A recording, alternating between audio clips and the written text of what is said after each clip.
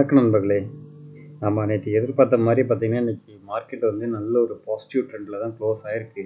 கிட்டத்தட்ட ஒரு 200 பாயிண்ட் பாசிட்டிவ்ங்கிற ரேஞ்சில் க்ளோஸ் ஆகிருக்கு. சென்செக்ஸ் பார்த்தீங்கன்னா ஒரு 700 பாயிண்ட் பாசிட்டிவும், நிஃப்டி பேங்க் வந்து பார்த்தீங்கன்னா 159 பாயிண்ட் பாசிட்டிவில் க்ளோஸ் ஆகிருக்கு.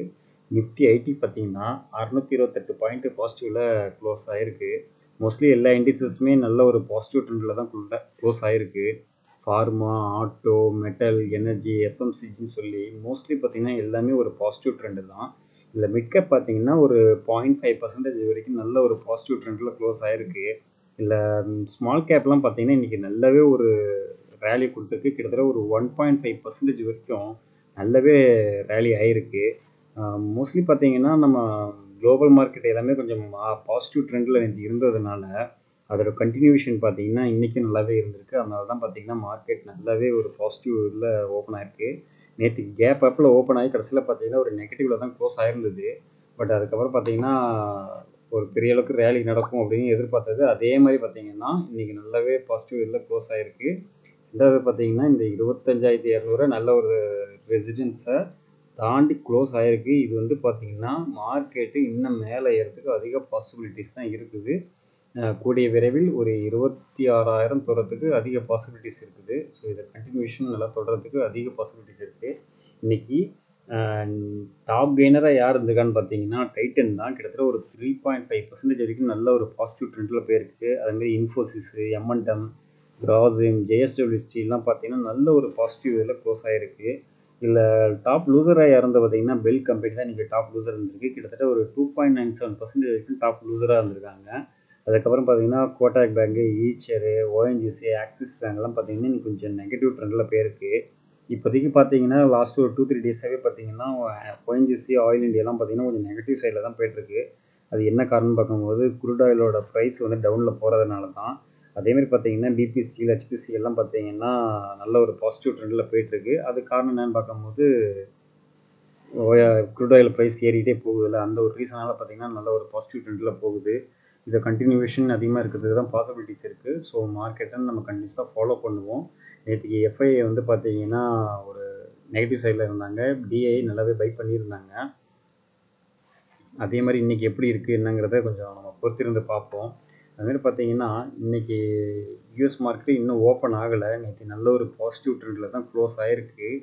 இப்போதைக்கு யூரோப்பியன் மார்க்கெட்டு கொஞ்சம் நெகட்டிவில் தான் இருக்குது. கிட்டத்தட்ட டாக்ஸ் பாருங்கள் 114 பாயிண்ட் நெகட்டிவில் இருக்குது. எஃப்டிஎஸ்சி, சிஎஸ்சிலாம் பார்த்தீங்கன்னா ஒரு நெகட்டிவ் சைடில் தான் இருக்குது. ஸோ யூஎஸ் மார்க்கெட்டு இதுக்கு ரியாக்ட் ஆகி நடக்க போதா என்னங்கிறத நம்ம கொஞ்சம் பொறுத்திருந்து பார்ப்போம். அதுமாரி பார்த்தீங்கன்னா ஜப்பான் நிக்கி வந்து பார்த்தீங்கன்னா ஒரு 151 பாயிண்ட் பாசிட்டிவில் க்ளோஸ் ஆகிருக்கு. அதேமாரி பார்த்தீங்கன்னா ஹாங்செங் வந்து பார்த்தீங்கன்னா 297 பாயிண்ட்டு நல்ல ஒரு பாசிட்டிவில் தான் போயிருக்கு. ஏஷியன் மார்க்கெட்டும் பார்த்தீங்கன்னா மோஸ்ட்லி நல்ல ஒரு பாசிட்டிவ் ட்ரெண்டில் தான் போயிட்டுருக்கு. நம்ம இந்தியா மார்க்கெட்டும் நல்ல ஒரு பாசிட்டிவ். இப்போதைக்கு யூரோப்பியன் மார்க்கெட்டு நெகட்டிவில் இருக்குது. ஸோ எப்படி இருக்குங்கிறத நம்ம பார்ப்போம். நைட்டு யூஎஸ் மார்க்கெட்டு என்ன மாதிரி ரியாக்ட் ஆக போகுதுன்னு தெரியல. அதுக்கேற்ற மாதிரி இது நடக்கும். அதுமாரி பார்த்தீங்கன்னா கோல்டு வந்து பார்த்தீங்கன்னா இன்றைக்கும் இறங்கிருக்கு. நேற்றுக்கு வந்து பார்த்தீங்கன்னா ஒரு 100 ரூபாய்க்கு மேலே நெகட்டிவில் இருந்தது. இப்போ பார்த்தீங்கன்னா ஒரு 25 ரூபா ரேஞ்சில் இறங்கிருக்கு. 22 கேரட் கோல்டு இப்போதைக்கு 9,070 ரூபா அப்படிங்கிற ரேஞ்சில் இருக்குது. அதுமாதிரி 24 கேரட் கோல்டு வந்து பார்த்தீங்கன்னா 9,895 ரேஞ்சில் இருக்குது. ஸோ கோல்டு சின்னதாக ஒரு இறக்கம் கொடுத்துக்கிட்டு இருக்கு. இது வந்து லாங் டர்மாக இருக்காது, ஷார்ட் டேர்ம் தான். நல்ல ஒரு இறக்கம் வந்துட்டு திருப்பி மேலே ஏற ஆரம்பிச்சிடும். ஸோ முடிஞ்ச வரைக்கும் கோல்டை கொஞ்சம் கொஞ்சமாக பை பண்ணிகிட்டே இருங்க. அதுமாரி பார்த்தீங்கன்னா சில்வர் வந்து பார்த்தீங்கன்னா இன்றைக்கி ₹1 இறங்கிருக்கு. இப்போதைக்கு பார்த்தீங்கன்னா 108 ரூபாங்கிற ரேஞ்சில் இருக்குது. இதுவும் கொஞ்சம் கொஞ்சமாக இறங்கிக்கிட்டே இருக்குது, ஃபால் டவுன் ஆகுது.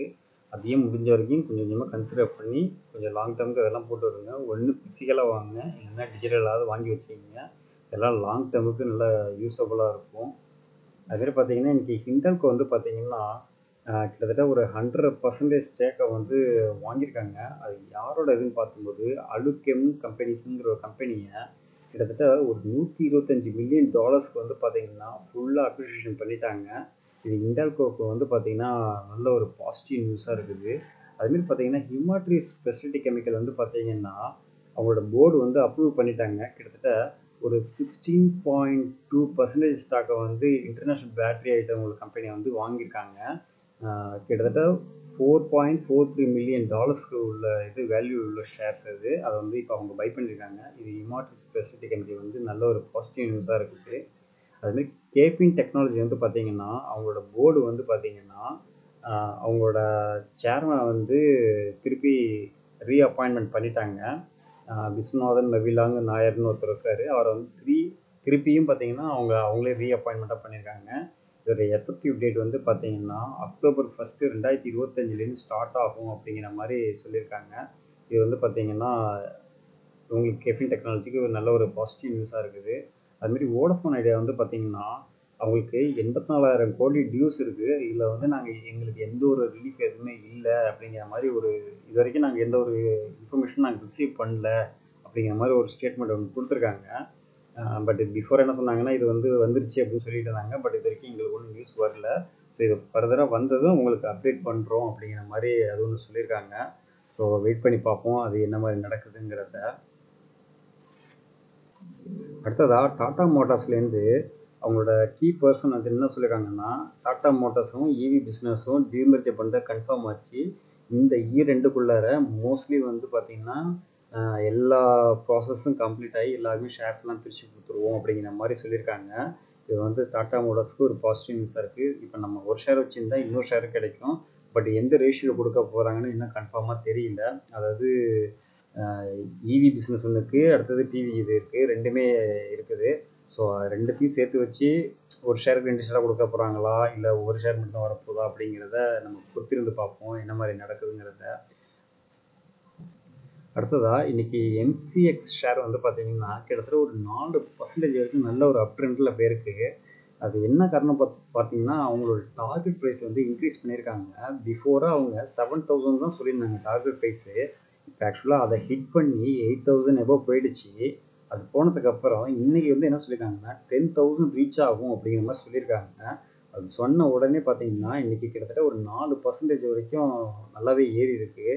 இது வந்து பார்த்திங்கன்னா நல்ல ஒரு பாசிட்டிவ் நியூஸாக இருக்குது எம்சிஎக்ஸுக்கு. அதுமாரி பார்த்திங்கன்னா இன்றைக்கி ஹெச்டிபி ஃபினான்ஷியல் சர்வீஸ் ஐபிஓ வந்து ஓப்பன் ஆகிடுச்சு.